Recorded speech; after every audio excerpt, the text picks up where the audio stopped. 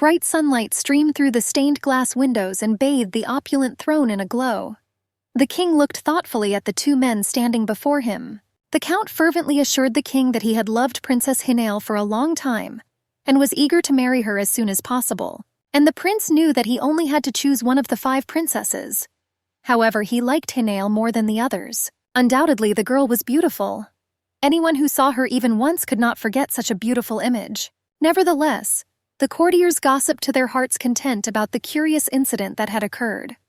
Never before had 2 men simultaneously laid claim to the princess's hand. It was known to all that the fair-haired count had long been in love with the beautiful Hinael. He was widely famous for his romanticism. However, it was worth remembering that the kingdom had been defeated by the Tricas Empire, and the king had promised to give one of the princesses as a wife to the Tricas prince. So now everyone was guessing about who His Majesty would ultimately allow to become Princess Hinael's husband. Opinions were divided. However, no one could even imagine that the answer to this question was known exactly to only one person, and that was Hinael herself. After all, she had already seen everything that was happening now. In a past life, somewhere in that life she had already gotten married, and was carrying a long-awaited child under her heart. The pregnancy was not easy. The princess's health was of great concern to her faithful lady-in-waiting Thea. The girl was sincerely worried about her mistress, and she tried with all her might to calm her confidant. But Thea was right. Traveling at such a late stage was very dangerous for the fragile Hinael. But the princess herself chose to leave. For some time now it had become unbearable for her to be in the same house with her husband, and his numerous hobbies were to blame for this. Thea was outraged that the mistress was forced to watch her husband's infidelities, and he openly had fun with his mistresses right in the house. But Hinael took it all very steadfastly, and she was consoled only by the expectation of a child. The young woman was completely immersed in motherhood. She was looking forward to meeting her baby with great impatience. And she was happy that heaven was sending her such a precious gift. The whole meaning of life was concentrated in this child. Listening to the baby's movements, the princess did not immediately notice how something had changed. Meanwhile, the carriage was already standing in place. Suddenly, the door swung open and the face of one of the court officers appeared in the doorway. He demanded that the women get out of the carriage. Thea was indignant. She began to ask why they had to get out in the middle of the road right into the snow. The officer dryly replied that the carriage had broken down. He even offered Hinael his hand, helping her out of the carriage. Thea quickly followed her mistress out. She moved after the princess but was stopped by an officer. The man sternly demanded that the lady-in-waiting remain where she was. This alarmed the princess. Hinael asked fearfully why Thea needed to stay near the carriage. However, the second officer immediately jumped up. They both took the princess by the arms and pulled her to the side. Hinael struggled desperately. The woman reminded the courtiers that she was carrying their master's child. However, she immediately heard another voice, and it made her go cold with fear. Looking up, the princess saw her husband ahead. He said that he remembered everything, and he did not want it to go this far. The girl could not believe her eyes. She considered her husband a rake and a womanizer, but she could not suspect him of cruelty. Hinael asked him in a trembling voice why he was standing in front of her now. It seemed that the princess refused to believe herself, and the man had already come close to her and grabbed her by the shoulders. But there was not a drop of warmth or love in his touch. Looking the princess straight in the eye, the husband told her a terrible thing. His mistress Isabel wanted to become his official wife. So he says, the man had no choice. He had to make a difficult and terrible decision. As she spoke, her husband slowly pushed the dumbfounded Hinael forward. Without noticing it, she suddenly found herself on the very edge of the snowy cliff. And then the princess rushed forward and screamed. She asked what her treacherous husband had planned, and again reminded him that she was carrying his child. Then the traitor said angrily that she should disappear with her child. It was necessary for his future. Having uttered the terrible words, the man suddenly pushed her in the chest with all his might. The princess, who was standing on the edge, could not hold on. The girl felt emptiness behind her and a cold breath of wind. Hinael screamed terribly. Her eyes widened in horror and the scream suddenly died in her chest. As if in slow motion, she began to fall into the abyss that awaited her. The last thing Princess Hinael saw was her husband's face. It was frozen in a satisfied, victorious grin. The girl took a sharp breath and screamed. She immediately jumped up on the bed, clutching her shirt in her hands. Breathing heavily, Hinael called for her child. her eyes full of tears streaming down her cheeks. The girl felt her flat stomach, not understanding anything. And then she heard someone ask what kind of nightmare she had. The princess looked up to see Thea holding a tray with a cup and a coffee pot. She was cheerfully announcing that Tricas's delegation would soon arrive. The girl added that the palace was extremely excited about the upcoming reception of guests. That is why the princess probably had a nightmare. Hinael asked, puzzled, why Prince Bayanta had decided to visit the king again. This surprised Thea. She had thought that this was the prince's first visit. The maid of honor reminded the princess that His Majesty, as a gesture of repentance, had promised the prince one of his daughters as a wife, and he had arrived for the bride. Hinael was puzzled. All this had happened to her once before, but it was 2 years ago. The princess realized with amazement that she seemed to have returned to the past, and just at the moment when her fate was being decided. At that very moment, a solemn procession was entering the castle gates. At its head, riding a black horse, was a tall man in a black cloak. The courtiers watching the procession whispered with interest. Everyone was interested in seeing the prince of the Tricas Empire, Roots Bayanta. Many knew that he was called the Demon of War, who went mad at the sight of blood, and now the courtiers froze under the prince's fierce gaze. Everyone in the kingdom considered him to be the one to blame for the loss of the war and the subsequent debt to the empire. Now the prince had the right to choose any of the 5 Salar princesses as his wife. She was already considered the emperor's wife, although the prince was not the first heir. Looking at the prince from the balcony, Hinael thought about how 2 years ago everyone sympathized with the prince's chosen one. After all, they thought that he would never gain power. But now she knew that the first crown prince would soon die of illness, and in the struggle for the throne it would be Roots Bayanta who would win. The gloomy, unsociable prince will bypass all rivals and become the emperor of Tricas. He will ascend the throne, and his empress will be at his side, the princess he will choose today, and a terrible fate awaits her, and an inglorious end in the snowy abyss. After all, her husband will be the cheerful and friendly Count Cheddar, and it is he who will later treacherously throw her off the cliff. Remembering this, Hinael clenched her fists, choking with impotent anger at the man who had trampled on her love. The treacherous traitor swore his love to the princess, but he betrayed his wife immediately as soon as she became pregnant. Hinael remembered her feelings, all the pain that her husband had caused her by exchanging her for another, and yet the girl then resigned herself to losing her husband's love, and she only wanted to protect her unborn child. Taking a deep breath, the princess turned decisively. She asked Thea to prepare all the dresses and jewelry. Seeing the maid of honor's surprise, Hinael explained that she wanted to prepare herself properly to meet the guests. After all, she was also one of the 5 princesses. Thea only asked what had happened to the plans for marriage with Count Cheddar. After all, nothing had indicated that the prince would choose Hinael. Besides, the maid of honor believed that the king would take care of his daughter and allow her to marry the one she truly loved. And the princess understood that the king also benefited greatly from an alliance with Count Cetera.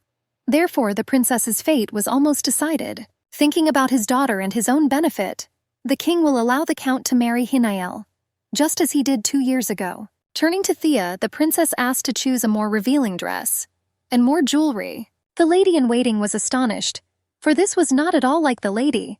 But now Hinael knew that she would not believe in the count's love. She didn't care at all whether she would be loved and happy in marriage. The girl cared only about the safety of her future child. In this second life, she was going to change her destiny with her own hands and make her child the crown prince of the Tricas Empire. And then Hinael suddenly remembered how she had recently come to visit her mother. There had just been a reception in honor of her birthday. The girl volunteered to cut the cake, but suddenly she was deep in thought. She didn't even hear her mother calling her right away. She had to repeat her daughter's name several times, and only then did Hinael raise her eyes to the woman. The girl felt awkward, but her mother only scolded her with a smile for being in the clouds. The daughter looked at the still young and beautiful woman and thought about her fate. Her mother was a very beautiful servant, and became one of the 5 concubines. And now in this same palace the fate of Hinael herself was being decided. It was expected that Count Cheddar would soon propose to her. The man was an enviable groom. Many noblewomen and even princesses were eager to win his heart. The mother was proud that with all the variety of choices, the count chose Hinael. It seemed that the girl's origin did not matter to him. Then in her past life the girl thought so too. That's why she was happy when she received a marriage proposal. But now everything was different. He now remembered that snowy edge of the cliff and her fall all too well. The man who became her husband mercilessly destroyed the young woman and their common unborn child. Therefore, Hinael had to try hard, and at any cost get an offer from Prince Rutsbianta. This mysterious man had a reputation as a merciless killer who worshipped only the god of war. After his arrival, he never left his chambers. Apparently, he had no intention of taking part in social events other than official receptions. This made Hinael's task more difficult. The girl became despondent, but suddenly she gasped with relief. She remembered that in the past, on the day after her mother's birthday, something had happened. It seemed impossible to forget about it. After all, Rutsbianta had killed a man right in the palace, and now the princess hurried to meet the supposed victim. The talk was about theft. Hidden under a long cloak, the girl informed the guard commander that he was under suspicion. However, the man called it all a misunderstanding. Then Hinael told that the prince's purse had gone missing. It had an embroidered image of a goddess with eyes made of precious amethysts. The commander was taken aback, and the girl added that she knew for sure that the wallet was now in his possession. The princess knew that the very next day Rutz would learn of the disappearance and commit murder, and she was going to use this information. Theft was now to her advantage. So Hinael assured the commander that she had come to clear up the misunderstanding with the prince. She promised to say that she had accidentally found the purse in the western wing of the palace, and she had not returned it earlier only because she did not know who it belonged to. The princess extended her hand and suggested that the commander not be mentioned at all. The purse would be her pass to the prince. The man, trembling with excitement, put his hand inside the lapel of his uniform. Stuttering, he begged for leniency. The commander of the guard asked him to explain everything to the prince and keep this secret. Hinael answered with a smile that he could rely on her. Still shaking and looking around in fear, the man bowed gratefully. Without raising his head and backing away, he quickly moved away, and Hinael stood in the hallway watching him go. The thick carpets muffled the sound of his hurried steps. Clutching the precious purse in her hands, the girl closed her eyes in relief. So far, everything was going as she had planned. A little later, already in her chambers, the princess decided to examine the treasure more closely. The purse was even more beautiful than she remembered. Crafted from scarlet velvet, it was decorated with incredibly fine embroidery and seemed to be a very valuable item. She had heard earlier that Rutsbianta treasured the beautiful almoner stones. The prince tried not to part with his wallet. Rumor had it that the stones were his late mother's. With them in hand, Hinael had every chance of meeting the prince. However, a simple meeting was clearly not enough. It was necessary to somehow attract this person's attention, to interest him. Busy with her thoughts, the girl did not hear the faint rustle. And then she froze, seeing the blade of a sword in front of her. An enraged prince stood before her.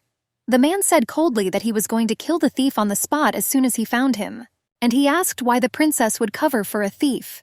The frightened Hinael, however, tried to pull herself together and replied that she was simply very curious. This answer did not satisfy Prince Bianta. He still stood before her, raising his sword. And only then did the girl suddenly think that he had somehow managed to enter the closed chambers. Moreover, he had done it completely silently. Hinael stuttered as she tried to ask how the prince had managed to do this. But in doing so, the girl accidentally pressed the purse to her chest. Noticing this, the man suddenly screamed. His gaze became completely insane. The princess froze in place with fear, and he, still screaming, rushed towards her. The prince stretched out his hand as if trying to reach his wallet. His pupils narrowed with anger. Hinael backed away in fear. At that moment, she was ready to believe everything that was said about the prince's bloodthirstiness. Not remembering herself from shock, the girl closed her eyes in fear, and the man's fingers had already touched her hand. A moment later, he had her on the floor and was hovering over her. Without opening her eyes, Hinael could only brace her hands against his chest. The girl tried with all her might to push her attacker away from her. She finally opened her eyes, which were filled with horror. The prince reached for his purse, and his eyes seemed to turn scarlet, reflecting the sparkle of the precious stones. Suddenly, the wallet began to emit an unusual purple glow. The air around it seemed to swirl in a whirlwind. Hinael gasped softly, astonished by the extraordinary sight. A bright light seemed to be shining from the purse that the prince now clutched carefully. The purple glow was frightening but beautiful. However, the prince immediately hugged the purse tightly to himself and sighed with relief. He turned away and lowered his sword, and thought to himself that he had managed to return the talisman before he killed someone. The man knew that things could get very dangerous, And Hinael, looking at him, realized that she hadn't even noticed when he took the thing. And then the girl suddenly went cold with fear. It occurred to her that she could be accused of theft, so the princess fell to her knees in front of the man. She explained that she had not tried to steal the purse and had no intention of hiding it. Hinael swore that she would come in the morning and personally return the jewel. Then the prince sternly asked why she wanted to cover for the thief. To this, the girl replied that she did not want unnecessary bloodshed. After all, it could cause a new conflict between the kingdoms. For some reason, this amused the prince a little. He even remarked that such patriotism was very touching, and he added that caring for the country is very commendable. Therefore, it would be worth stopping the attempt to seize the empire. Having said this, the man turned away and walked towards the window. It seemed that he had not yet completely calmed down and wanted to keep his distance. Sitting down on the couch, he began to look thoughtfully at the princess, and he noticed that he had personally cut down too many Salar soldiers on the battlefield. His nostrils seemed to still flare, smelling their blood. This man was undoubtedly a true god of war. Hinael bowed her head in submission and spoke to him. She said that Salar should apologize for his encroachment on the empire. This bloodshed should not have happened. Therefore, the king promised Emperor Trakasa to give one of the 5 princesses as a guarantor of peace. Prince Rutz knew about it, and he replied that the king felt sorry for Princess Selah. That's why he offered the illegitimate daughter. Rumor had it that the king had 5 daughters, all born to concubines, and the prince rightly assumed that this was one of them. Hinael did not deny this, and only asked if the prince had any preferences in choosing women. The man seemed stumped by this question, and the princess remembered that in his past life he always chose women at random. According to rumors, Prince Rutz was not very interested in women. All he wanted from his wife was an heir. The life of his chosen one in the past life was boring and dull, but her child became the crown prince of the Trikas Empire. Hinael thought about her child and her future, and she resolutely asked the prince to choose her. This sudden request shocked the man. He asked again as if he could not believe his ears, and Hinael sat on the floor at his feet, and humbly lowering her head, she said that she wanted to turn to him with this request in the morning. She promised that she would do whatever His Highness asked. He only had to choose her, the man thought. Minutes passed in tense silence, and suddenly a slight smile touched his lips. The prince said that at first he was irritated by the idea of marrying him to the illegitimate daughter of the king of a defeated country. But suddenly the proposal aroused interest. It was a rather unusual form of compensation for the war that had been started. Having said this, the man reached for the matches. Without hurrying, the prince lit the candles in a large candlestick. The fire began to crackle cheerfully, dispelling the darkness. Blinded by the bright glow of the candles, Hinael raised her hand. She covered her face as if to protect herself from the prince's scrutinizing gaze, and he only raised the candlestick higher. He carefully examined the girl who was sitting submissively at his feet. Finally, the man spoke. Slowly and quietly, he said that he had never received a marriage proposal from a woman before, and he couldn't even imagine that this would happen, especially if this woman would be kneeling in front of him in her underwear. Only then did Hinael draw attention to herself, and to her shame she noticed that she was indeed wearing only a thin, translucent nightgown. The prince noticed her fear, but he only said indifferently that there was nothing to hide, especially since Hinael wanted to become his wife. After a moment's silence, he quietly asked if she should try to interest and attract him. The implication in that question seemed to electrify the air in the room. The girl did not move. She was still sitting on the floor at the prince's feet and looking at him. Again and again, Hinael thought that she simply had to change her fate. She remembered its outcome too well. She was ready to do a lot to survive and to meet her child. The princess slowly rose to her feet, walking slowly towards the man. She touched the thin strap of her shirt on her shoulder. She had to be completely different now. Apparently, the prince loved unpredictability and unexpected turns of fate. And now his eyes widened in surprise. A moment later, a shirt made of the finest cambric fell like a weightless cloud to the girl's feet. She stepped over it easily. Now the bastard princess of Salara Hinael stood before Prince Trikas completely naked, only the candlelight playing on her skin. Rutz lowered the candlestick in surprise. It seemed that the man was speechless from what he saw, and the girl quietly asked if what he saw touched his soul even a little. But there was no answer. There was silence in the room. The prince was still sitting motionless on the couch, and Hinael was standing in front of him. But suddenly the man smiled slightly and covered his eyes with his hand. It seemed he was trying to hold back either a laugh or a groan. However, he quickly pulled himself together and reached for the tie of his cloak. And he only said that the princess had an undeniable gift for intrigue. Prince Rutz tore the fluffy fur cloak from his shoulders and stood up to meet Hinael. She looked at him with distrust. The prince's black eyes seemed to burn right through her. The girl could no longer bear it and lowered her eyes. Suddenly she felt a warm, silky touch on her shoulders. Looking up, Hinael saw that the prince had thrown a cloak over her. He then went on to say that it was quite fascinating. However, his mission was not to look at women's bodies. After demanding that the girl cover herself, he asked a question. The man was interested in the reason why the princess had gone so far, and he added that he had kept her alive out of pure curiosity. So now he would like to know the answer. Hinael stood up. She said quietly that there was a man who wanted to marry her, and it was very likely that her father would agree to this proposal. Straightening up proudly, the girl resolutely said that she did not want this at all. At that moment, it was clear that the blood of the king really did flow in her. However, the prince did not quite understand her. He only asked if he could simply reject the offer.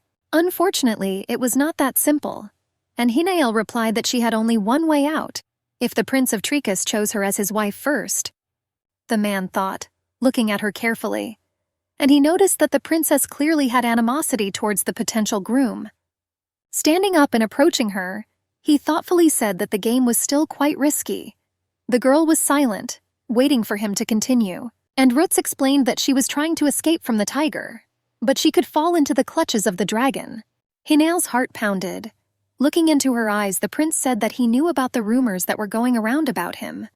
He raised his hand and touched his finger to the girl's lips. At the same time, the man said that, in the opinion of the crowd, he was born more ferocious than a beast, and he had the reputation of being a madman. After all, in a fit of rage, he did not recognize anyone, even the closest people. They said about him that the prince was a cruel killer, and blood brought him more pleasure than a woman's embrace. His hand was on Hinael's throat now. The prince could break her neck with one movement, but none of that mattered to her. Looking him straight in the eye with boldness, the girl asked him to promise her just one thing. The man raised his eyebrows in surprise. It seemed that for the first time he saw defiance and lack of fear in front of him. At that moment, the formidable Prince Tricasa looked discouraged. Hinael was shaking with excitement. Trying to control herself, she tightly grabbed one arm with the other. The prince waited patiently, and the girl said that she would definitely give birth to his child. After all, a wife's duty is to produce an heir to the family line. But at the same time, Prince Tricasa did not have to love his wife. Hinael asked for only one thing, that this child be under the protection of the prince, and she promised that she would never ask for anything else. Shocked, Rutz was silent, and then Thea's voice was heard. She said from behind the door that the window in the princess's bedroom was open.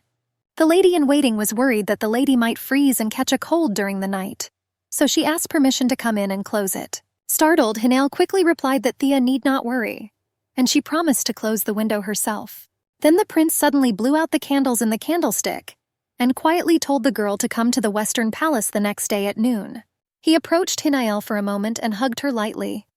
Surprisingly, the girl did not feel threatened or afraid at all. And the man looked at her and quietly added that he would give an answer the next time they met. His gaze was surprisingly warm. Before the princess had time to come to her senses, he had already stepped out onto the balcony. A moment later, the man leaned his hand on the parapet and easily jumped down. At first, Hinael smiled at such boyishness, but then she gasped, remembering that her bedroom was on the second floor. The girl ran out onto the balcony and looked down in fear. There she was surprised to see the unharmed prince standing nearby. Hearing a rustle behind him, he turned slightly and looked at the balcony. The man was so unperturbed, as if he had not jumped from a height. Without showing any emotion, the prince calmly walked away, and Hinael stood on the balcony, still wrapped in his cloak. Of course, she would have liked the man to turn around and look at her again, but that was only the beginning. The next morning was beautiful. Fluffy clouds floated across the sky, and the sun's rays brightly illuminated the Western Palace. Faithful Thea entered the princess's bedroom and saw her already dressed. The lady-in-waiting even asked why Hinael was dressed like that. The girl assumed that the princess was expecting Count Cheddar to arrive, but Hinael replied that this was not the reason. And suddenly Thea noticed thin gloves on the princess's hands. One of them hid a small burn on her right hand, received from the glow of the almoner. However, this was not what was worrying the princess now. She was tormented all night, wondering whether the prince would accept her proposal. He had been too calm the day before. It was impossible to read anything in his bottomless black eyes. Hinael felt like her body hadn't attracted the man's attention in the slightest. Now she was trying to figure out how to salvage the situation. That is why the girl unwittingly chose a very beautiful but rather revealing dress. After all, perhaps a simple shirt looked untidy. And then the princess heard voices behind her. It was the queen and her maids of honor, discussing her outfit in low voices with hostility. Hinael hesitated and greeted the queen, who said with displeasure that the princess was setting an example of indecency for her ladies-in-waiting. Thea and Hinael bowed respectfully, heads down in humility. Their status was incomparable to that of the queen. Meanwhile, the ladies-in-waiting were giggling and talking among themselves, recalling Hinael's mother and condemning her vulgarity. In their opinion, she had raised her daughter poorly. The princess stood there, her eyes modestly downcast, and she heard them say that the daughter had learned from her mother to use her body to achieve a goal. It was painful for Hinael to hear this. After all, her mother had lived her entire life in humiliation and shame after the drunken king made her a concubine. Therefore, the woman hoped that her daughter would marry a man who truly loved her. After all, she could not know that the girl would die at the hands of the count. Suddenly, the painful scene was interrupted. Evan Renub, Prince Rutsbayanta's adjutant, approached the ladies.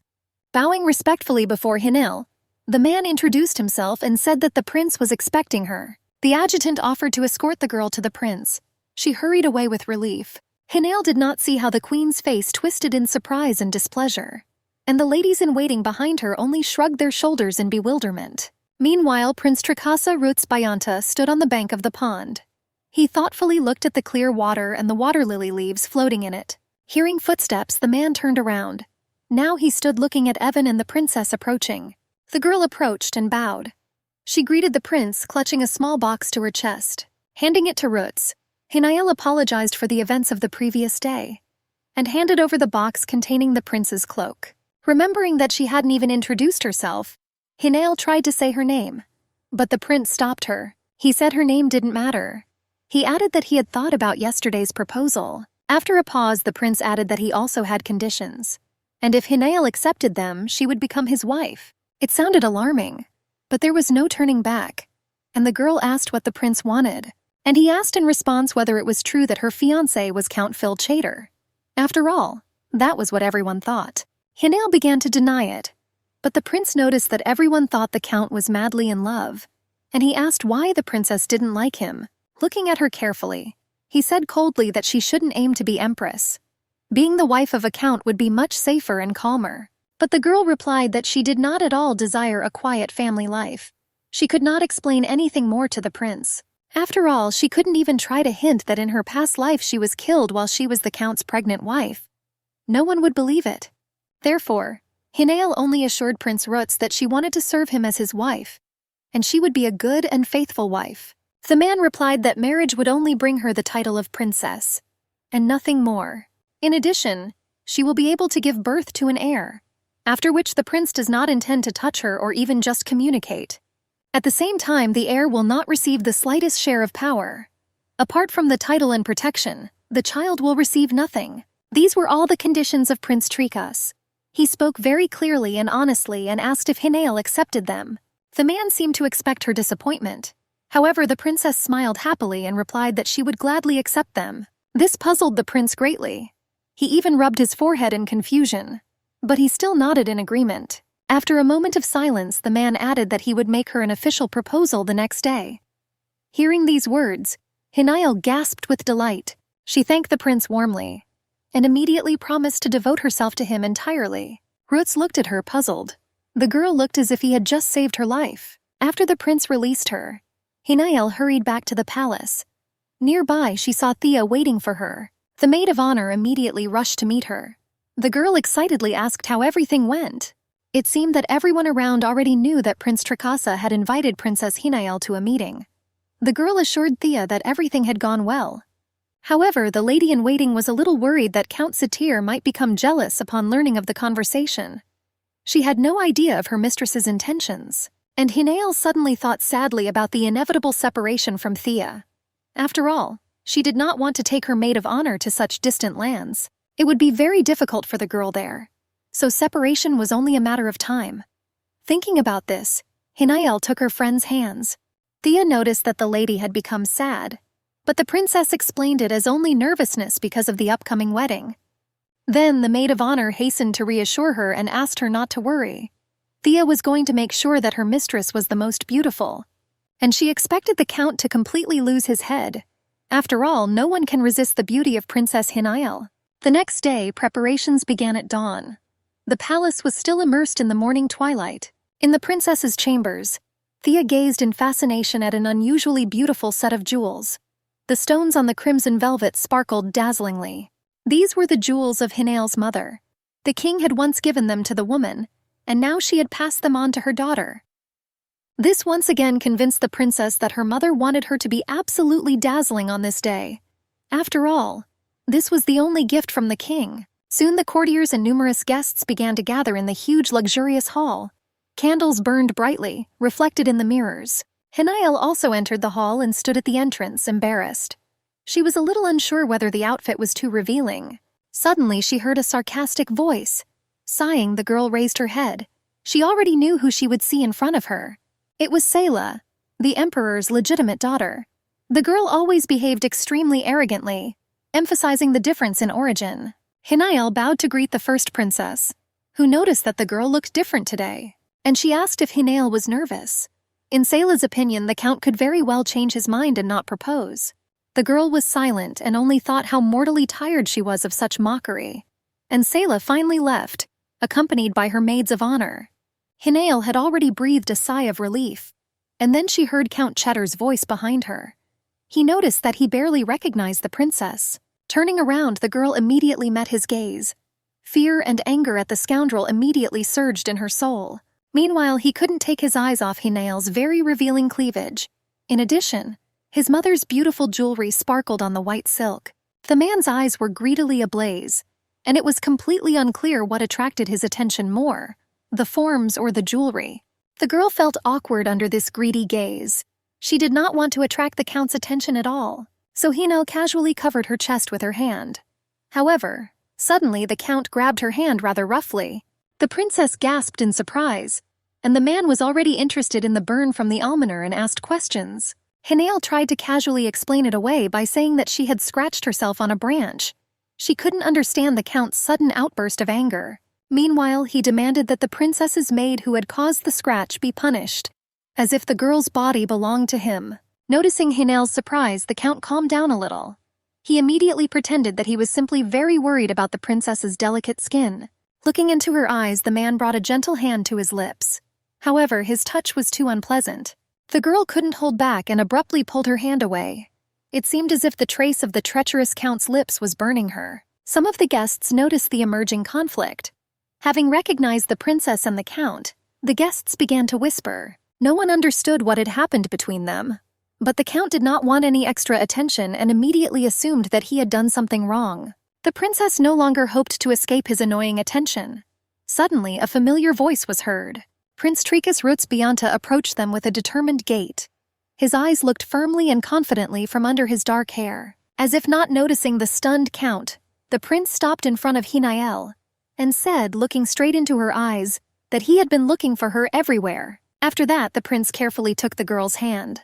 The scar from the burn by the almoners still showed white on her thin skin.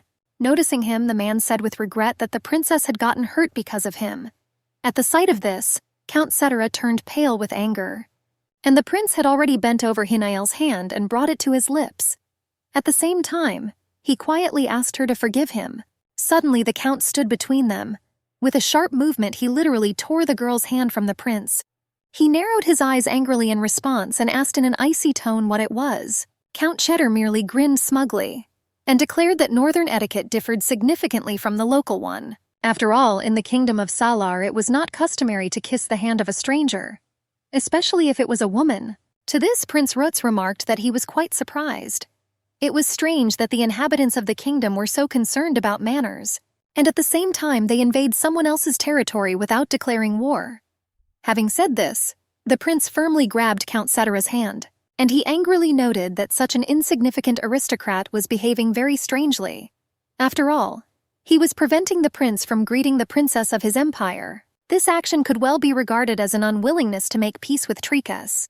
While saying all this, the prince continued to squeeze the count's hand. Meanwhile, the herald loudly announced the arrival of the king and queen of Salar. The guests and courtiers visibly perked up. The royal couple ascended the throne, and only then did the king notice Prince Rutsbiantha and Count Cetera standing nearby. At first he just raised his eyebrows in surprise, but suddenly he became worried, noticing the strong tension between the men. Indeed, it was impossible not to notice that each of them was very angry. And Princess Hinael, who was standing behind them, was confused and upset. Then Prince Tricasa spoke up. He said that he wanted Princess Solara to be presented to him at the banquet. This surprised the king greatly. It seemed that he was completely unprepared for such a turn of events. Here Count Cetera entered the conversation. The man reminded that he had already spoken with the king earlier, and he promised to give an answer today. Phil Cheddar announced that he wanted to marry Princess Hinael. The girl turned cold, realizing that the count had already received the king's consent. She sadly hung her head, thinking that it was all over. But then Prince Rut spoke. He firmly said that the situation was unfortunate, but nothing could be done about it. After all, he too was eager to get Princess Hinael. The king was amazed. He could not believe that two noble men wanted to marry his illegitimate daughter. Count Cetera hastened to assure the king that he had loved the princess for a long time, and sincerely asked for permission to marry. And Prince Tricasa, in turn, also declared that he could choose any of the 5 princesses, and he liked this one the most. Silence reigned in the hall. It seemed that each of the visitors was impatiently awaiting the king's decision, and he was completely confused. After all, it was impossible to offend the heir of the victorious empire. But it was also impossible to break the promise given to Count Phil Cheddar. After thinking, the king asked Prince Bianta about the reason for such a hasty decision, and suggested that he make a choice after meeting with all his daughters. At the same time, the king was thinking feverishly. He could not understand such a choice given Hinael's lowly origins. And then the prince said that he had missed something. The girl looked at him in fear. She thought that the man had suddenly changed his mind. But Prince Rutsbiantha said loudly that he wanted an apology from Count Phil Cetera. Hinael waited tensely. The king asked again in surprise. He could not believe that Count Cheddar had shown disrespect to the prince of the Tricas Empire. And the prince declared that he was going to burn down the Salar Palace and take all 5 princesses into slavery. He had restrained himself only because his father had ordered him to. But now the count of the defeated country had dared to show disrespect to the victor. Moreover, in the prince's opinion, Count Sitir was trying to interfere with the affairs of the Tricas Empire with his proposal. The king frowned sternly. He understood that the peace agreement could not be violated, so he reproached the count and ordered him to apologize immediately. Count Phil Cheddar was furious. However, he bowed his head and admitted that he had shown disrespect. He also asked that his anger be put aside for the sake of the banquet. Hearing this, the prince looked at Hinael and said that the impression could be corrected in only one way. The man hugged the princess around the waist and announced that he wanted to marry the one he had chosen. Hinael clung to him with relief, and the prince added that he would then be able to ask for the insolence of the Count of Salar. The guests began to whisper, and Count Phil Cheddar stood opposite, white with rage. His eyes flashed lightning, and then Hinael's mother ran out of the crowd. She rushed to the king and began to beg him not to do this to her daughter. The woman clenched her hands until they hurt, and tears ran down her cheeks. But the prince suddenly said that he did not intend to harm the girl, and he added that the day before he had lost something extremely valuable to himself, which he had been able to find thanks to Hinael. Now he considered her a benefactor. Therefore, he promised to value and take care of the princess in Tricas. After all, she was the only one who attracted his attention in the kingdom. Saying this, the prince gently hugged the girl by the shoulders, and she thought that this was much better than if she were taken away by force, especially in front of her mother. Then the king loudly declared that from now on, Hinael Flake was obliged to serve His Highness with all her heart, for the sake of peace and prosperity between the states. The princess obediently lowered her head and quietly thanked the king, and inwardly she rejoiced, because she had achieved her goal. After the king's statement, everyone around relaxed. The guests began to make a joyful noise, and only Count Cheddar continued to flash his eyes madly. The prince, noticing this, thought that the annoying impudent fellow had already become quite annoying, And then a good idea came to Rutz. He quietly told Hinael that he regretted separating the Count from his bride, so he offered to find him a match right away. The girl looked at him with fear and surprise. She did not yet understand why the prince would choose a wife for Count Cetera, and Prince Trakasa had already extended his hand and said that this was a good offer, and the Count could choose any princess as his companion. The insulted Count Phil was furious. He almost shouted that he wanted only one, but Prince Rutz Bianta ordered the Count to make a choice in an icy tone. It was clear from his expression that there were no other options. The Count clenched his teeth. But then, unexpectedly, the king also said to do as Prince Bianta said. The ruler told her not to be too upset. After all the king's daughters were smart and beautiful. Then the Count took a deep breath and lowered his head. Without looking, he extended his hand and announced that he chose her. Seeing who the Count's finger was pointing at, Hinael covered her face with her hands. She was stunned by Phil Cheddar's choice. Before them was Me, one of the princesses. It was she who in her past life became the wife of Prince Rutz Bianta and later the Empress of Trikas. But now everything has changed, and Hinael herself has become the prince's wife, and Me has become the chosen one of Count Cheddar. The princess realized that her fate had changed completely radically. This caused mixed feelings in her soul. Rutz meanwhile looked at her attentively, and putting his arm around her shoulders said that his bride was stunned by the unexpected proposal. The man realized that Hinael needed time, so he took her out into a small garden, filled with bright sunshine and fragrant flowers. There he said that he had done everything as Hinael had asked, and he wanted to know what was wrong because she was clearly upset. However, the girl hastened to assure the prince that everything was fine. It was indeed a very tense and exciting moment. Hinael was overwhelmed with emotion at the fact that she seemed to be saved from marrying the Count, so she sincerely thanked the prince. He nodded in satisfaction and sat down on the next bench, crossing his legs. Hinael thought for a moment, and when she turned her head, she was surprised. The prince lay down on the bench, putting his hands behind his head, and said that he was getting sleepy. Having complained about the stuffiness, he intended to take a nap. The girl was surprised. After all, despite the sun, the breeze was cool, so it was strange to her that the prince felt hot in such weather. But there was no reason not to believe him. After all, almost immediately the girl remembered that in Trikas it is winter almost all year round. So for her, perhaps, this was the last warm summer. Looking around, she noticed a couple nearby. The man was carefully hugging his companion's shoulders, supporting her. Apparently, the woman was in the last stages of pregnancy. This was the period when the body becomes heavy and clumsy. However, all the inconveniences faded in comparison to the anticipation of meeting the baby.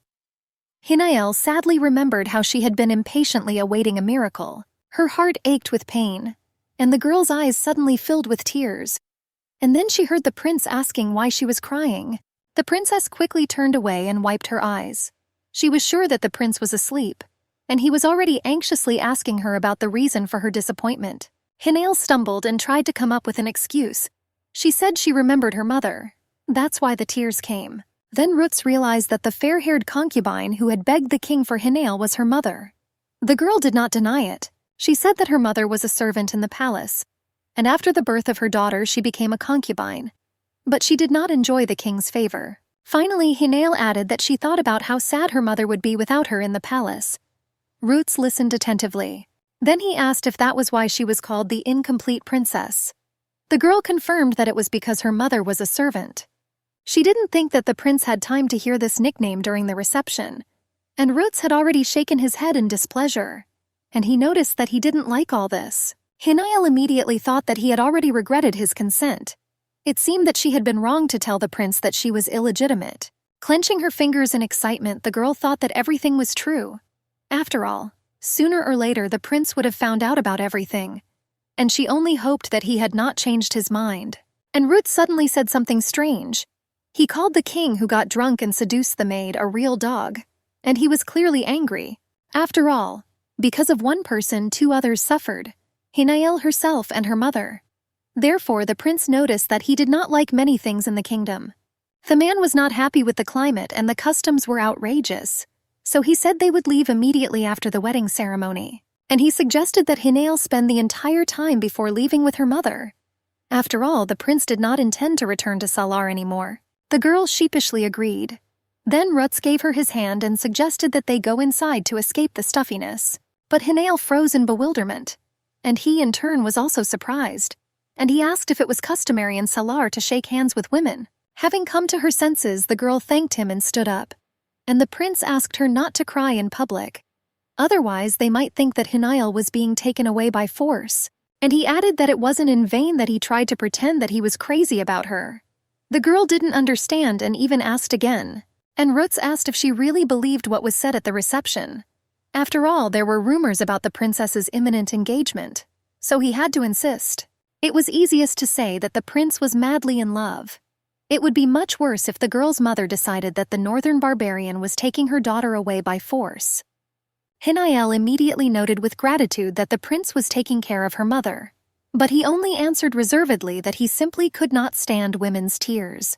Despite this, the girl looked at him gratefully, and still thanked him for his sensitivity and care. However, Rutz sternly replied that it was not about her. He had arrived as part of a peace delegation. Therefore, the issue had to be resolved peacefully. At the end of the conversation, the man asked her not to talk too much and finally go inside, away from the heat. Upon entering the palace, Hinael immediately noticed Mie. She was standing alone against the wall, looking at the beautiful flowers in a vase that decorated the hall. The princess came closer and called out to her sister. She immediately turned around. Mie modestly lowered her eyes and, having greeted her, hurried to congratulate her sister on her marriage. Hinael responded in kind. Mie was 3 years younger than Hinael. Born to the 4th concubine of a lowly family, she was quiet and obedient. The girls liked each other. That's why Mie felt awkward now. She asked her sister for forgiveness because she didn't know about Cheddar's upcoming proposal. Hinael immediately rushed to calm her sister down. She had nothing to apologize for. Although everyone thought that the princess and the count were in love, Hinael replied that these were just rumors, and assured that she was happy to become the wife of Prince Bianta. And Mie happily shared that she had always dreamed of a count. This surprised Hinael a little, but Mie suddenly revealed that this had always been her childhood dream. She could not have hoped that everything would turn out like this. Then the princess thought that maybe it was all for the best. After all, if Mie had always been in love with Count Cetera, then everything could work out. However, it was worth remembering that their fates had changed so dramatically. This meant that Mie could have become the same victim of the count. This alarmed Hinael. She hadn't meant any harm to Mie. And then Phil Cheddar suddenly appeared in front of her out of nowhere. The man said he had something to discuss with her and wanted to do it alone. The princess did not want to be alone with the count at all. However, she decided that he no longer posed a danger. Having gone into one of the galleries, Hinael hurried to congratulate the count on his engagement and asked him to take care of Mie. However, the count immediately and decisively replied that he did not want to listen to congratulations, and he was ready to accept them only after he returned Hinael. The princess thought she had misheard. She reminded Cheddar that the decision had been made by the king and could not be changed. However, the count, grinning smugly, replied that he did not intend to give up so easily, and asked him to simply be patient for a little while. He held out his hand to Hinael, looking at her with a carnivorous expression. Now it reminded her of the paw of a disgusting spider, and the count took a lock of her hair and pressed it to his lips. At the same time, he firmly declared that he would definitely save the princess, and he added at the end that she belonged only to him. These words sent chills down the girl's spine. She hurried to push the count's hand away, and replied that he was simply drunk. Therefore, it would be better to assume that she had not heard anything. Having said this, Hinael hurried away. Turning around and rushing away from the impudent man, the girl only hoped that he would not follow her. Turning the corner, she almost bumped into Prince Rutz Biantha, who asked her discontentedly where she was running to, and Hinael rushed to him with relief, and said that she was just looking for the prince. He was even a little surprised, and the girl, taking him by the edge of his cloak, added that she would like to continue their conversation. The man looked at her in confusion. Hinael was embarrassed.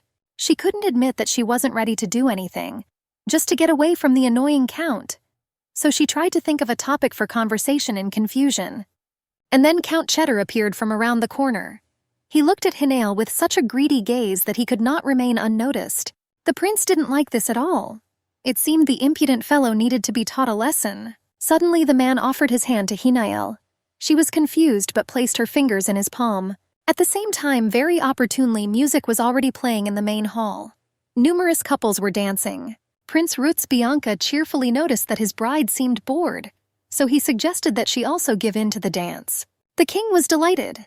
He thought dancing to celebrate the conclusion of peace was a wonderful idea. However, the prince immediately added that dancing alone is not interesting, and he suggested that two couples preparing for the wedding should go out onto the dance floor at once. The count angrily pressed his lips together and Mi gasped joyfully. The king declared it an excellent idea and called it a symbol of the unity of the two powers. Meanwhile, the musicians had already moved on to the next dance. The violins sounded softly, intertwining with the melody of the harp. Holding Hinael's hands in his, the prince led her to the center of the room. They looked unusually harmonious together. As the princess danced, she caught Prince Rutz's gaze every now and then. His black eyes looked thoughtful and a little sad, and Hinael thought that it was all just a game. But she still felt a little ashamed. The numerous guests who watched the dance found the prince to be very skilled in dancing. The northern man turned out to be more attractive than many southerners, and Hinael was spinning around in Prince Tricas's arms with abandon. She understood what he wanted to show everyone with this public performance. Everyone, and especially Count Cheddar, had to remember the prince firmly, and that Princess Hinael now belonged to him. However, during one of the pirouettes, the girl caught the count's furious gaze. It seemed that the prince's trick had the opposite effect. The impudent man kept his eyes on Hinael, and Mi looked embarrassed and sad next to him. And then suddenly Rutz quietly said that he understood Hinael's antipathy. The man already felt as if the count's gaze would pierce him through and through. The girl apologized and asked to be patient a little longer, but the prince gently said that it was she who should be patient. Hinael did not understand what he meant, and the last thing she could expect from the prince was what he would do a moment later. And the man suddenly grabbed her waist with his hands and easily lifted her into the air, holding her above his head. The girl was confused. Stuttering, she asked His Highness to lower her onto the parquet floor. The prince asked if she really wanted this, and nodded in agreement. When he suddenly put the girl down, the toes of her shoes ended up on his feet. Hinael was embarrassed. She quietly pointed to the prince's feet, but he, pressing her to himself, made an incomprehensible face and only answered that he had put her down. Now they were much closer to each other than ever before, and the prince said that he wanted to be very close. Hinael looked at him with concern. She knew that the prince was doing all this for the sake of the guests and the count who were watching them, and indeed all those present noticed the extraordinary courage and frankness of the northern men. Their couple certainly looked in love. It all looked very romantic, and only Count Cheddar continued to incinerate the prince with his gaze. The man couldn't help but notice the angry expression on Phil Cheddar's face, and he smiled with satisfaction. A moment later, Prince Rutz leaned towards his bride. His face was so close now that Hinael could even feel his breath. Before she could even come to her senses, the man pressed his lips to hers in a tender kiss. Her heart began to pound loudly, as if jumping out of her chest. The girl's eyes widened in amazement.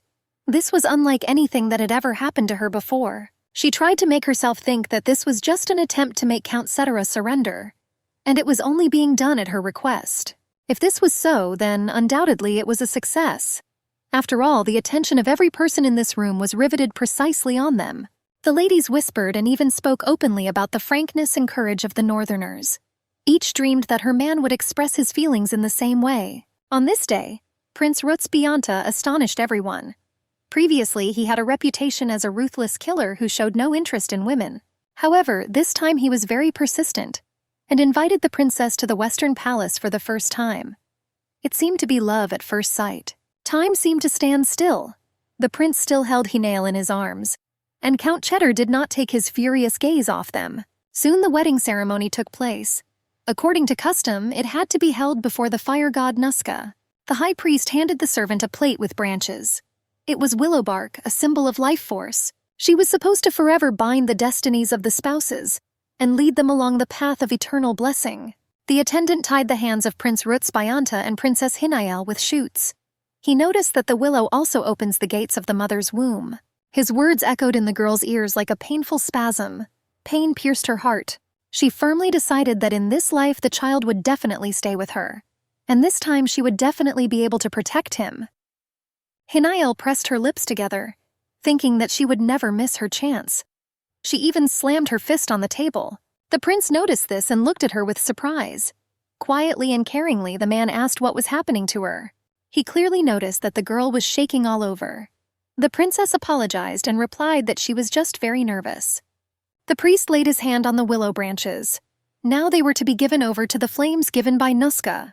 However, when he touched Prince Rutz's hand, the man suddenly pulled his hand away, his face distorted with fear. The high priest felt an incredible energy coming from the prince of the Trikas Empire, and Rutz raised his black, bottomless eyes to him. Then the priest ordered the servant to bring Nuska's tears. He even opened his mouth in surprise. He had never seen a sacred relic used during a wedding before. This was a first. The king, who was present at the ceremony, became visibly alarmed.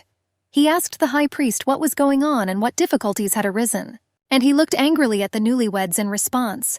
The expression on the face of this man with white hair and a hooked nose did not inspire hope. After a moment of silence, the high priest declared that the prince was emitting dark magical energy. Hinael was shocked. She had only heard of dark magic before. The girl thought about Roots being the prince of the empire. And how could the owner of dark power enter the sacred temple? And the priest firmly said that the dark magic that the prince possessed was a serious obstacle, and this marriage could not be concluded. The prince's lips twisted into a grin. He even chuckled at such a ridiculous assumption. The prince firmly and confidently declared that this was the first time he had encountered such slander. And at that moment, he quietly put his free hand in his pocket. The prince and princess were still standing before the priest, but Hinael noticed Roots Bayanta take something out of his pocket. Their hands were still tied to the willow shoots, but with his free hand the prince transferred a large precious stone to his other hand. Noticing this, Hinael was puzzled. She recognized the shine of the almoner, and wondered why the prince had to take it out now. She said nothing, and the man had already clenched the stone tightly in his fist, so tightly that even a drop of blood appeared from under his thumb. The prince declared that this marriage was nothing more than a tribute paid by the defeated Salar to Trikas, and that interrupting the ceremony would be a breach of duty. However, the high priest replied that Nuska's tears would clear everything up. He then dipped his fingers into the vessel the minister had brought. The king tried to stop him. The ruler understood that the prince might consider being doused with water as the greatest insult, but the priest said that he had followed Nuska's will all his life, and since acquiring his almighty power, he had never made a mistake in recognizing magic. He splashed holy water right in the prince's face, and shouted that when water comes into contact with evil energy, soot appears. But the prince calmly replied that this was the priest's first mistake, and he began to shout that this could not be. Roots Bayanta calmly wiped his wet, clean face and declared that he was not concerned about the priest's mistakes, but he would have to answer for the insult. And the high priest again began to insist on his rightness and shout that it was unthinkable.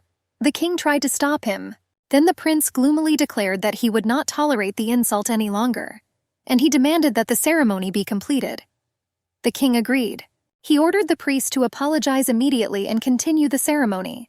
After all, the prince could not wait forever. The priest hung his head in dejection.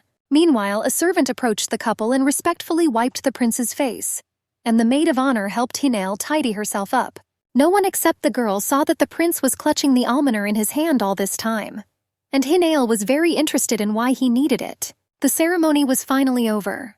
Afterwards, the prince proceeded to his chambers in the Western Palace. There, the faithful Evan Renub was already waiting for him. He immediately asked what had happened at the ceremony. After all, there was a rumor that the king had paid a new tribute. But the prince did not wish to talk about what had happened. He only said dryly that they were leaving Salar that very night. Evan was amazed, and the prince began to take off his shirt in irritation, tearing the fasteners. There was still dark blood on his finger. He spoke angrily of the damned old man. Evan thought the prince meant the king, but he was talking about the high priest. Throwing off his shirt, the prince sat down on the couch and tiredly covered his face with his hand, and only then did Evan notice his bloody hand. To his question, Rutz replied that a wounded hand was better than soot on the face. The adjutant's eyes widened in bewilderment, and the prince explained that those who serve God for many years feel the dark energy well. And it seemed that the high priest understood everything. Hearing this, Evan even screamed in horror.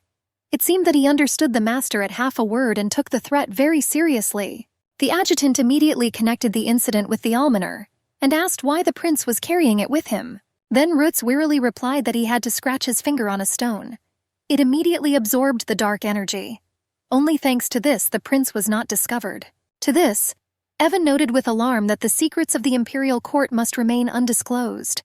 This was clear to the prince as well. That was why he wanted to leave immediately.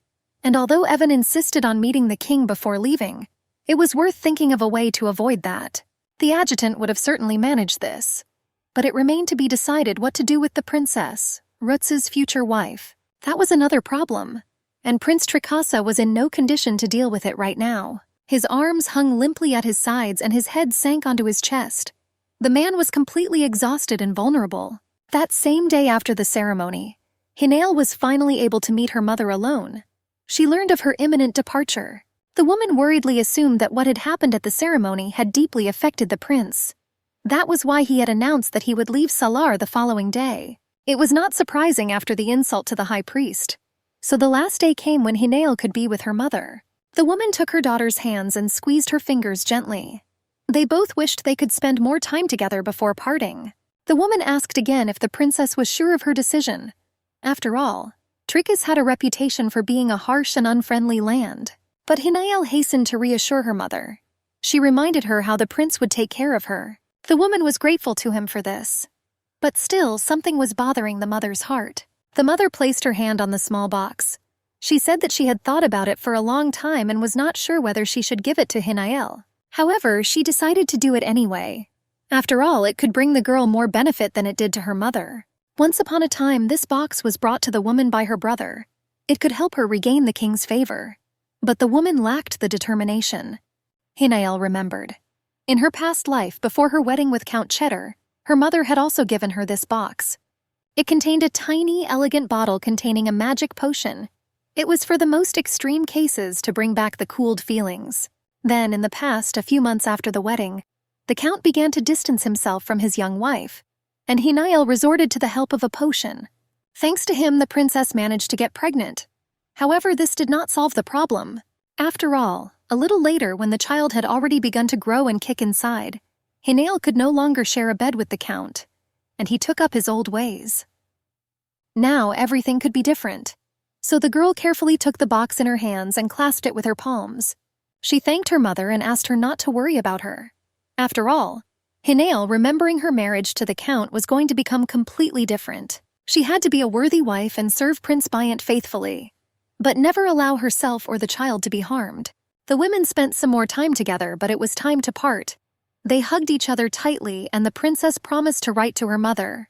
The next morning was bright and clear. Birds sang in the tree branches as if wishing the princess a safe journey. The entire Trikas delegation had already gathered in the palace courtyard. There were also a few people seeing them off. Almost everyone was there. Only the most important person was missing. Prince Bianta had not yet left the palace. The king stood before Hinael and looked at her sternly.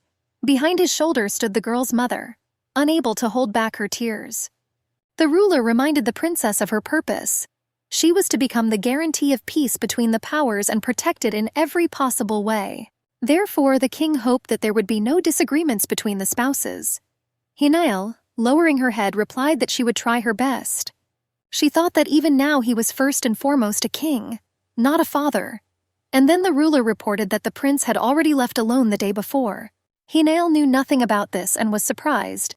And the king complained that the prince was furious about the priest's actions, and he asked the girl to calm him down. The princess promised to do everything she could, but in her heart she was saddened by the prince's hasty departure. Finally, the mother came up to her and took her hands. Bursting into tears, the woman asked her not to forget to write to her. After saying goodbye, Hinael headed to the carriage. The prince's faithful adjutant, Evan Renub, helped her inside. It was he who was supposed to accompany the princess. As she was closing the door, the girl heard someone calling her. She turned around in surprise at the voice. Princess Mi ran up to her out of breath. She had learned of the departure at the last moment and had barely made it in time. The girl said that she always wanted to communicate more with Hinael, but she did not have the courage to offer her sister friendship. And now, just before leaving, she finally made up her mind. After all, the girls might never see each other again. Then the flattered Hinael replied that they could very well start being friends right now, and asked if Mi could write. She happily replied that she would answer the letters immediately. The girls happily hugged each other and said goodbye. Finally, all the preparations were finished. The carriage set off and slowly drove along the road between the thick trees. Meanwhile, inside, Hinael was asking Thea to calm down and stop crying. After all, the girl couldn't calm down. Before leaving, the princess told her lady-in-waiting to stay in Salar. but she categorically refused. And now she was upset that they wanted to abandon her. Faithful Thea did not want to part with her mistress, and she even said that she would not let her go anywhere alone, blocking the passage with herself. Hinael gave in. Now she explained that she had not wanted to condemn Thea to suffering far from home, but that was not why the girl was crying. She was sorry that the prince had gone alone. Hinael was surprised, and Thea said that the groom should not leave the bride alone on the first wedding night. Even anger could not be an excuse. Smiling, the princess reminded him that it had originally been a marriage of convenience. However, Thea believed that the prince's behavior at the ball spoke otherwise. To this, Hinael replied that she was trying to appreciate at least the day when she was treated well. And to herself, she thought that she had gotten rid of the count. This was the most important thing. So the princess promised to accept even if her husband was cold to her later. Thinking about this, the girl looked out the window at the passing landscape. And then someone knocked on the glass from outside. Hinael tensed. But it was Evan Renub, who had been instructed by Prince Bayanta to deliver a message to the princess. The girl looked at him in surprise. It should be noted that her family life began very unusually. At the same time, in the mansion of Count Cetera, a servant delivered a message to the count.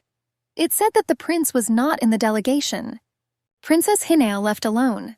According to some sources, the prince was at the Duan estate at the time. The count was interested in this information. Apparently, the rumor that the prince had left the previous night was true. This news made Phil Chater very happy. His lips spread into a happy grin. For him, this was very good. After all, it meant that Hinael had not yet had time to share the prince's bed. Meanwhile, Evan was telling the princess their plans for the day. They had to leave until late at night. According to the adjutant, the prince had already reached the border region of Duan. The delegation was also supposed to stop there for the night. At the same time, the prince asked to convey his apologies to Hinael. He had to leave suddenly on urgent business. In fact, the man simply passed out from exhaustion after the ceremony. But Evan couldn't tell about it. The princess realized that her husband's sudden departure was not due to anger at the high priest. This was good news. She thanked Evan. He added that they would have to sail to Tricas by ship, so he advised her not to eat much to avoid nausea. Hinael tried to remember the advice of the adjutant, and sincerely thanked him for it. After all, Tricas knew too little about the empire. Meanwhile, faithful Thea heard their entire conversation, and she noted to herself that the reason for the prince's departure was not anger. Hinael noticed the satisfied look of the lady-in-waiting and asked if she felt better after this news. A little later, the delegation arrived at the Duan estate. The carriage stopped in the square in front of the large castle. The princess opened the door with interest. The road had tired her, but curiosity prevailed. Evan gave her his hand, helping her out. A line of servants lined up in front of the visitors. Everyone was rushing to greet the honored guests. The owner of the castle, Viscount Duane, came forward. He greeted the princess with a bow, and she was only interested in whether the prince was here. The girl thanked him for the warm welcome, and immediately asked where Prince Tricasa was. She couldn't wait to see him. However, the Viscount intended to introduce numerous servants to the arrivals. The host tried to show maximum courtesy and hospitality. However, Evan gently stopped him, reminding him that everyone was tired. Then the Viscount offered to show the guests inside and arrange for dinner. On their way to the castle, Hinael asked Evan again if the prince would join them for dinner. The girl hoped that urgent matters had already been completed. However, Evan remained silent. After thinking for a while, he finally made up his mind and said that he wanted to talk in private. Inside, in the far hallway by candlelight, he delivered the bad news. According to the man, the prince had been poisoned. Hinael was horrified, suspecting someone from Salar. But Evan replied that it could be ill-wishers from Tricas. Fortunately, the poison was quickly neutralized, so the prince was no longer in danger. But for now, he could not keep the princess company. Evan also added that they didn't report it so as not to complicate relations with Salar. Therefore, they referred to the unsuccessful ceremony. Hinael was worried about the prince's current condition. Evan replied that he still needed rest, so the princess had a room next door prepared. The most important thing Evan asked the princess was to keep everything a secret from everyone, and nothing could make her reveal the secret. Now Hinael could think of nothing but the prince's condition. She only hoped that he was too strong to give up. In the evening, while combing her mistress's hair, Thea asked if the princess had seen her husband. After all, he hadn't even come down for dinner. Hinael thought that even from Thea she would have to hide everything. so she replied that the man was too busy and had dinner in his chambers. Thea was puzzled. She did not understand why the spouses were eating separately. But the princess replied that there was no point in disturbing the prince since he was so busy. Then the maid of honor realized that the couple would sleep separately that day. This was strange and contrary to tradition, and Thea promised that she would sleep outside, in front of Hinael's doors. After all, the prince could still come at night. She was so determined that the princess even laughed, and she replied that the prince would not even dare to pass by a lady-in-waiting with such a face. No matter how close they were, Hinael promised not to tell anyone about the poisoning. However, with the determined Thea around, everything was not so scary. The girl went to bed hoping for brighter days. She believed that in this life she and Thea would be happy in the north. Without noticing it, Hinael fell asleep. But after a while she woke up from the cold. Sitting up in bed, the girl tried to figure out what time it was. Rubbing her eyes, she quietly called Thea. And suddenly someone pulled a cloth over her mouth with force. Strong hands grabbed her and lifted her into the air. An unknown masked man carried her on his shoulder, threatening to cut the girl's throat if she screamed. Hinael turned her head but could not see the kidnapper. She only knew that he had deftly bypassed the guards and quickly left the castle. The man walked quickly and confidently. This meant he knew the area well. But the girl did not yet understand why she had been kidnapped and where she was being taken. She had no intention of resisting. But she suddenly realized that if the kidnapper went deeper into the forest, she might not be found. Hinael decided she had to give some kind of sign, leave a clue. With her bound hands, the girl yanked at her hair, tearing off the ribbon. Meanwhile, the prince in his chambers was just beginning to come to his senses. His eyes could look at the world soberly, and his consciousness became clearer. He stood up and sat up on the large bed. Evan, who was sitting in a chair next to him, was pleased to see that the gentleman had finally woken up. Groaning, the prince reached for the glass of water that Evan handed him. The adjutant said that they were in Duin. Then the prince asked how long he had slept. It was already the second day. The day before, the rest of the delegation had arrived on schedule. Then Rutz asked what had happened to the princess. Evan hastened to assure the owner that she was fine. The girl had been delivered safely. The journey had gone well. The prince shook her head as she placed the glass on the table. The presence of a helpless woman was an additional inconvenience. Rutz Bianta understood that now he would have to take care of the one who was not only their war compensation, but also just a woman. Suddenly, cries for help were heard from behind the door. Someone was running down the corridor. A moment later, a girl ran into the room. Evan noted that it was the princess's maid and asked her what had happened. She cried and couldn't even speak. She only repeated the princess's name. Suddenly, the girl fell to her knees, and choking with sobs, she screamed that Hinael was missing. The men froze, shocked by these words, and Thea kept repeating that the princess had disappeared. Meanwhile, the castle was already covered in snow. Evan returned and reported that he had already asked the maids to keep the princess's disappearance a secret. Now it was time to decide whether to send a search party. After all, a delay could be disastrous for everyone. According to Evan, there were 30 knights in the castle guarding the delegation. 10 of them could be taken. However, after thinking about it, the prince shook his head. As he stood up, he said that he would go alone. This shocked Evan, because the prince had just come to his senses. And Rutz replied that if the knights were seen, rumors would spread. It was better for him to go alone. Evan tried to object. He said that if the prince disappeared, suspicions would arise. They had to come up with some kind of story. For example, the prince suggested saying that the princess respects customs, and to come up with the idea that during the honeymoon the husband steals his wife. Evan thought the idea was dubious and too romantic. He doubted that people would believe it. And the prince noted with a grin that in Salar he had already behaved very unusually and even stupidly, as befits a lover. So people would definitely believe it. He also ordered Evan to leave with the others, heading west to Thuban. They were to meet at Hawkvik in 3 days. But Evan doubted that the prince would be able to find and free the princess in 3 days. And Rutz firmly replied that it would be so. After all, there were only 2 people who could be suspected. One of them was the mad Count Phil Chater, or Rutz's half-brother, the 3rd prince. After all, the failure of the delegation and the repeated conflict would only benefit him and his proud mother. In any case, delay could be fatal for the princess. She had to be found while the girl was alive. And the prince ordered Evan to convene the members of the organization. The adjutant was ready to start listening to all conversations. Soon the prince was riding his horse through a snowstorm, and he thought that ever since the disappearance of the purse, everything had become strange. Now, as always, all the blame could be placed on him. It had started in childhood. After the death of his mother, the new empress brought her son. The boy was much older than Rutz, which proved that the emperor had begun to cheat on his mother while she was still alive. The emperor officially recognized his eldest son, and so the half-brother took the place of heir to the throne from the prince. But even after this, the elder brother could not calm down. He tried to appropriate everything that belonged to Rutz, and gradually took his place in his father's heart. Since then, Rutz was a burden in the family, and was considered fit only for wars and bloodshed. Only his military skills prevented the emperor from throwing the prince out, but Rutz was determined that he would not allow anything else to be taken from him.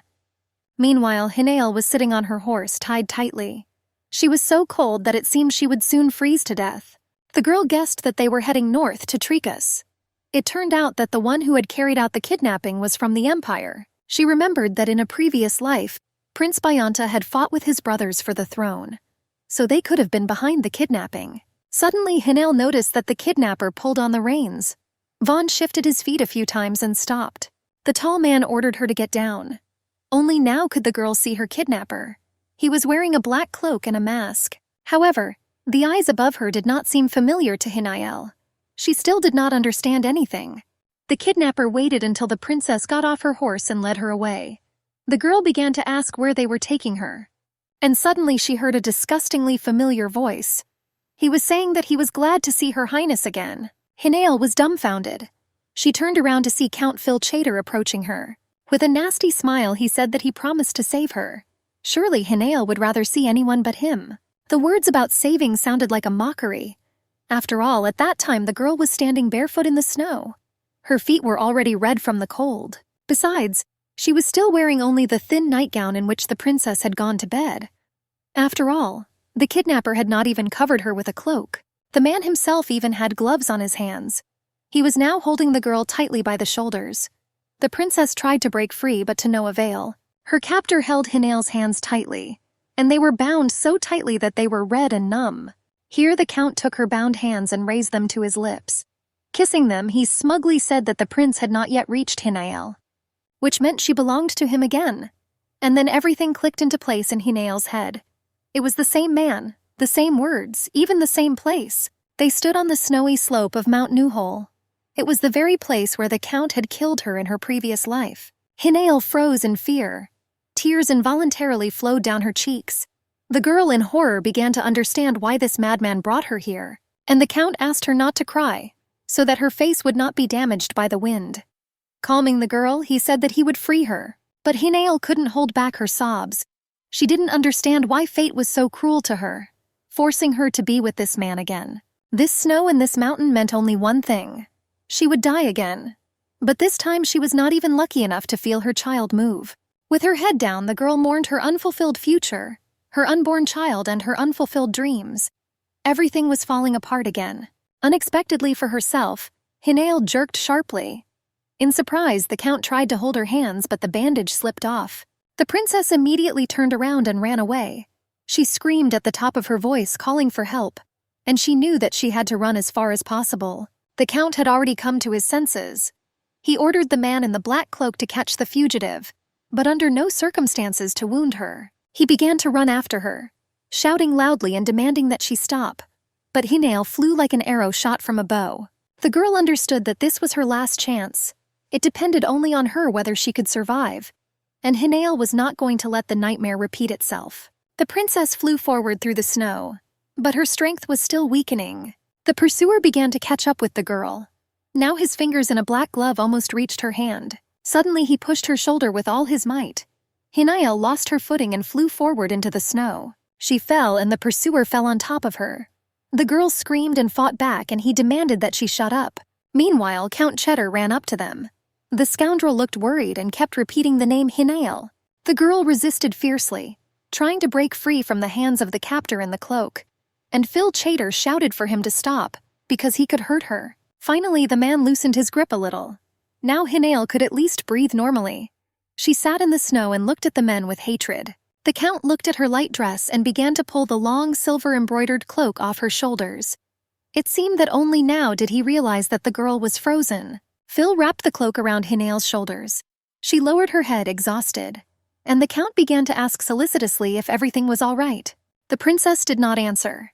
There was anxiety in the Count's eyes. And then the man in the cloak turned to him. The kidnapper decided to remind about the money that he was promised. It turned out that he was an ordinary thug, ready to do anything for the coins. But the Count seemed not to hear him. He looked anxiously at the princess sitting at his feet. The girl looked exhausted. And suddenly Phil Chater noticed bruises on her white skin. Her entire chest was covered with spots and finger marks. A malicious light lit up the Count's eyes. Through his teeth he muttered that he had ordered the girl to be caught without causing harm. The kidnapper began to justify himself. The man said that he was sorry, but the girl herself began to resist. The Count seemed not to hear him. Suddenly, with a lightning-fast movement, he pulled out a dagger and plunged it into the kidnapper's chest. A couple of strong blows, and now the thug in the cloak was lifelessly sprawled on the blood-soaked snow. He now screamed in horror. She couldn't come to her senses, and she began to choke as if she had suddenly lost her voice. And the Count stroked her head, trying to calm her down.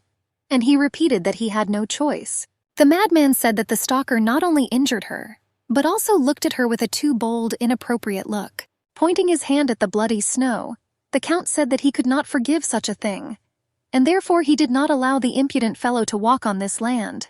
After that, Hinael lost consciousness.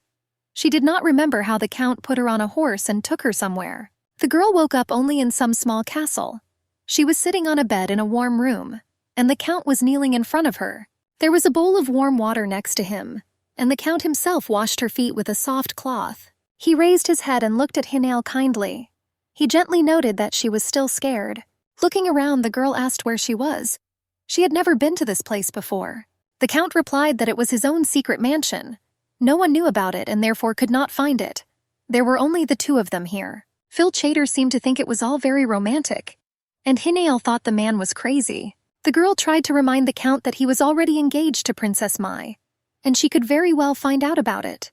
But the Count didn't care at all. Looking at the girl carnivorously, he added that he was all in impatience, and he was tremblingly anticipating their first wedding night. Hinael reminded him with fear that she was the bride of the Prince of the Empire, but the Count replied that he was not going to give the princess to the northern beast. The girl screamed that marriage was an agreement between countries, and it would harm Salar, but the Count replied that the Empire itself wanted it,